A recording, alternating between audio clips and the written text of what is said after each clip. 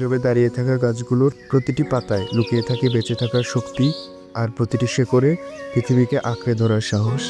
কংক্রিটের ভিড়ে যখন সবুজ ধীরে ধীরে হারিয়ে যাচ্ছে, তখন একটি গাছ লাগানো শুধু একটি কাজ নয়, এটি একটি প্রতিশ্রুতি ভবিষ্যতের প্রতি, আমাদের পরের প্রজন্মের প্রতি। আমাদের গল্প ছোট ছোট হাতে রোপণ করা বড় এক সবুজ স্বপ্নের গল্প, কারণ এটি গাছই পারে পৃথিবীকে আবার বাঁচতে শেখাতে।